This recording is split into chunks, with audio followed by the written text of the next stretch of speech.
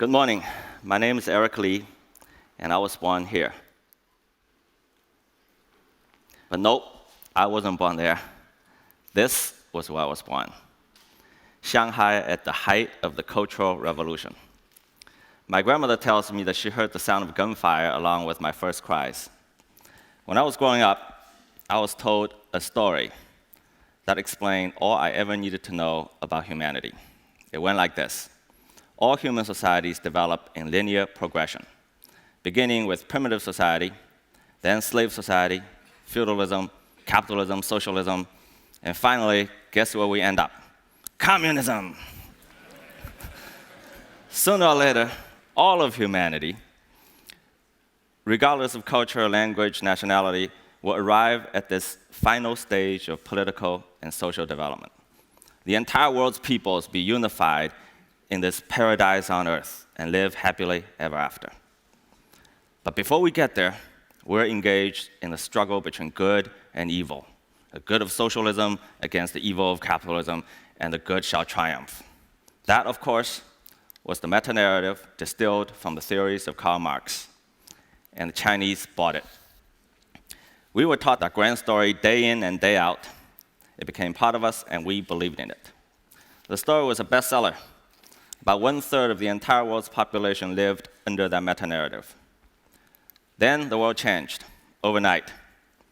As for me, disillusioned by the failed religion of my youth, I went to America and became a Berkeley hippie. Now, as I was coming of age, something else happened. As if one big story wasn't enough, I was told another one. This one was just as grand. It also claims that all human societies develop in linear progression towards a singular end. This one went as follows. All societies, regardless of culture, be it Christian, Muslim, Confucian, must progress from traditional societies in which groups are the basic units to modern societies in which atomized individuals are the sovereign units. And all these individuals are by definition rational. And they all want one thing, the vote. Because they're all rational, once given the vote, they produce good government and live happily ever after. Paradise on earth again. Sooner or later, electoral democracy will be the only political system for all countries and all peoples, with a free market to make them all rich. But before we get there, we're engaged in a struggle between good and evil. The good belongs to those who are democracies and are charged with the mission of spreading it around the globe, sometimes by force, against the evil of those who do not hold elections. A new world order, ending tyranny in our world. A single standard for all who would hold power. Now,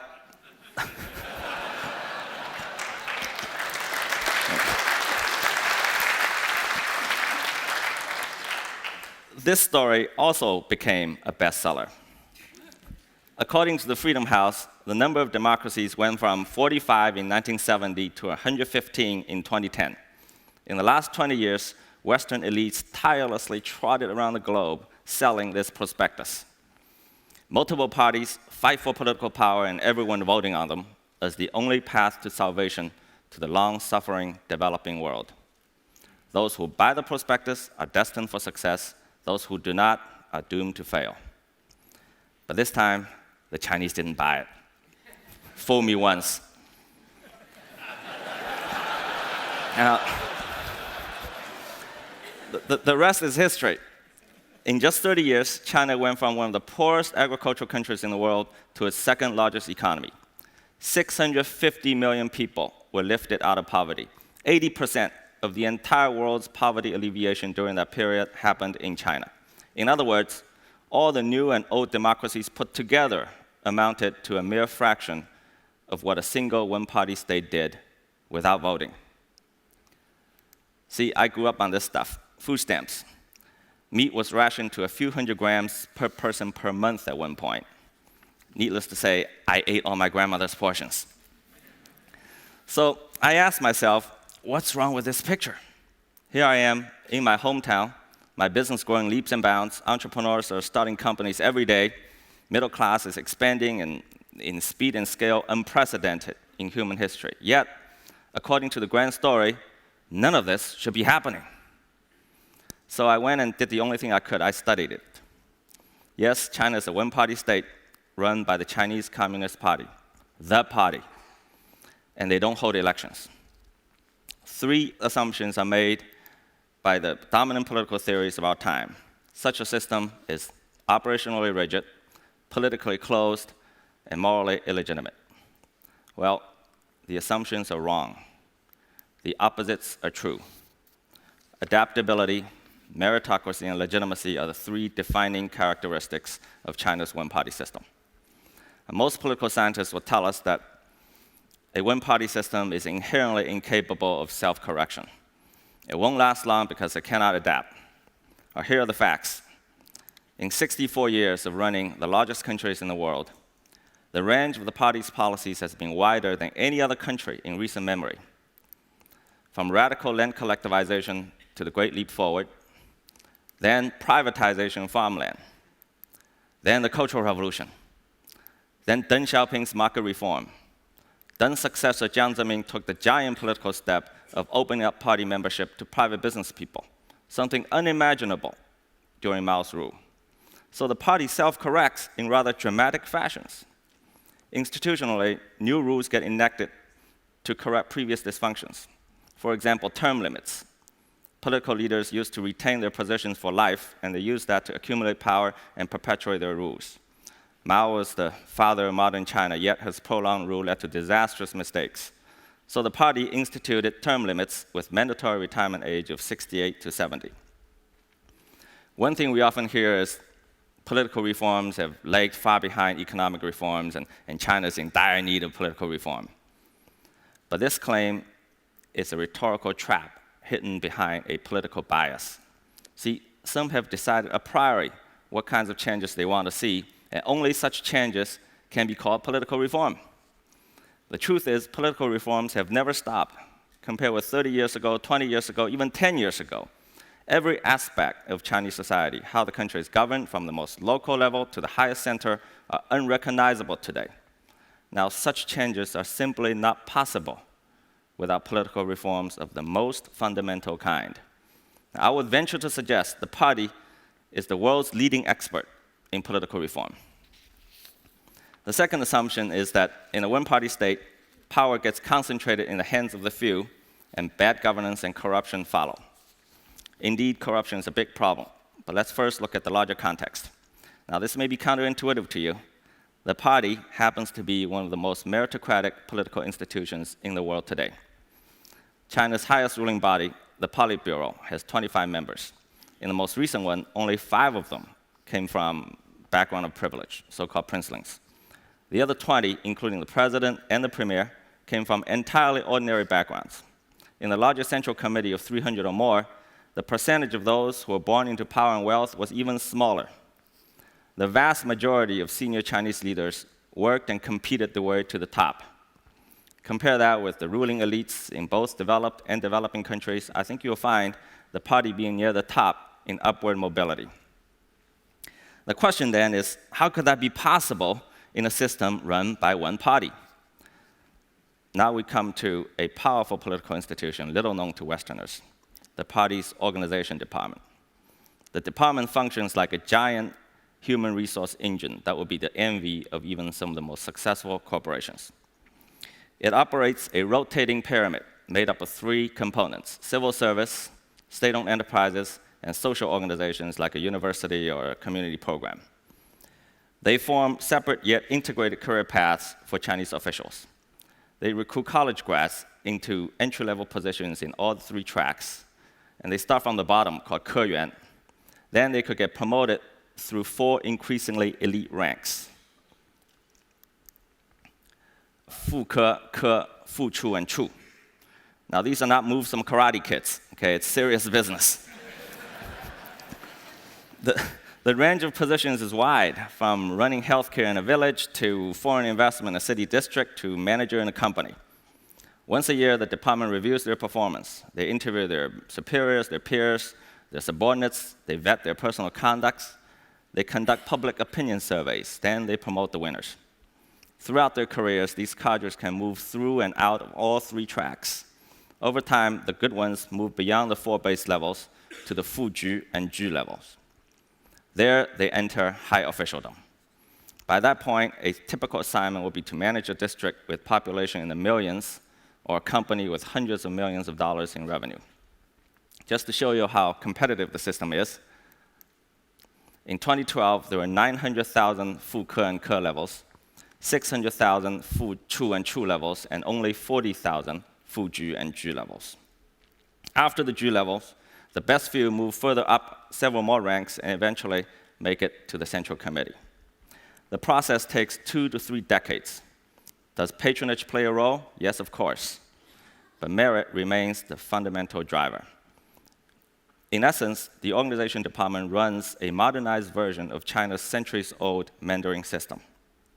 China's new president, Xi Jinping, is son of a former leader, which is very unusual, first of his kind to make the top job. Even for him, the career took 30 years. He started as a village manager, and by the time he entered the Politburo, he had managed areas with total population of 150 million people and combined GDPs of 1.5 trillion US dollars.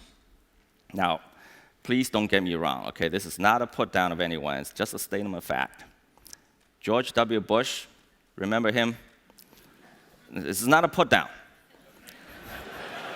Before becoming governor of Texas, or Barack Obama, before running for president, could not make even a small county manager in China's system.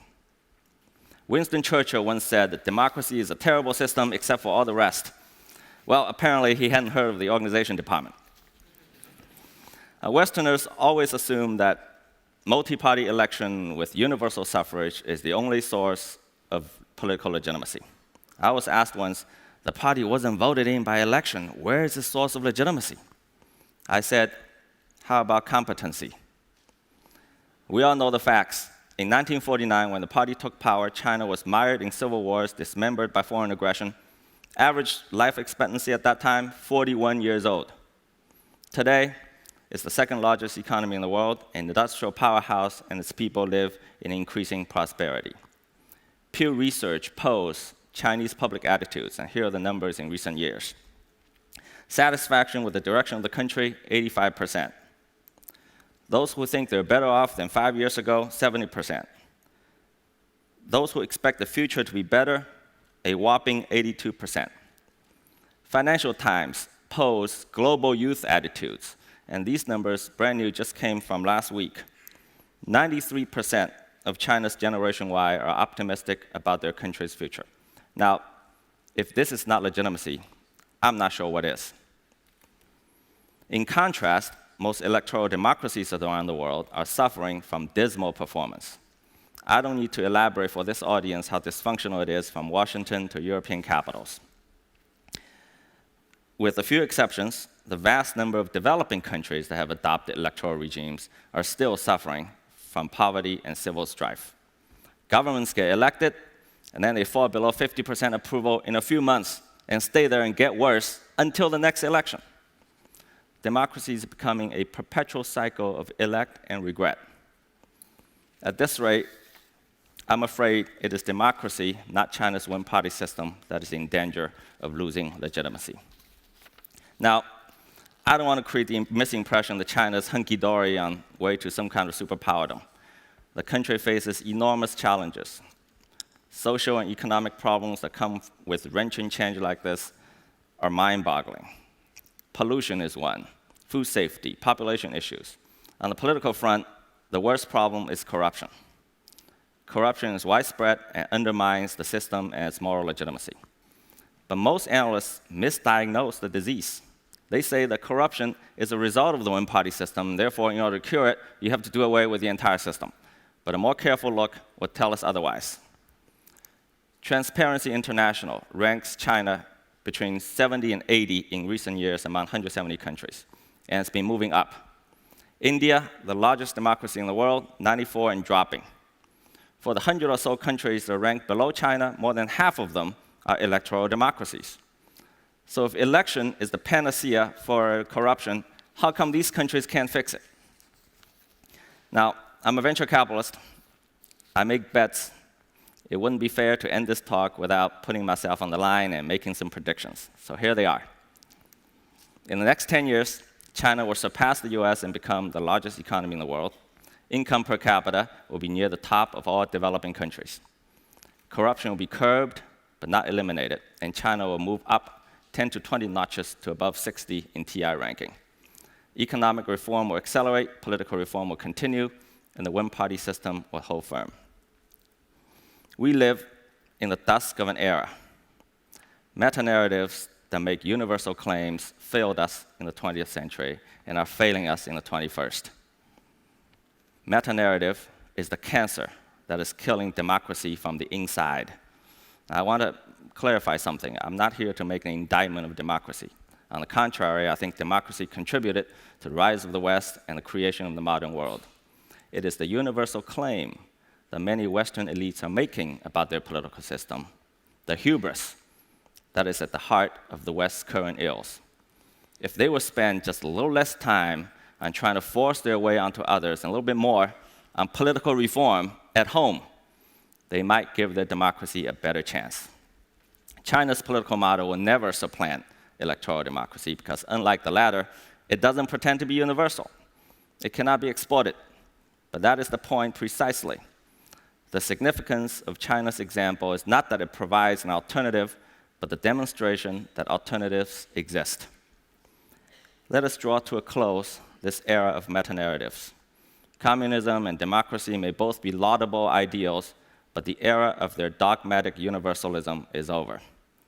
Let us stop telling people and our children there's only one way to govern ourselves in a singular future towards which all societies must evolve. It is wrong, it is irresponsible, and worst of all, it is boring. Let universality make way for plurality. Perhaps a more interesting age is upon us. Are we brave enough to welcome it? Thank you.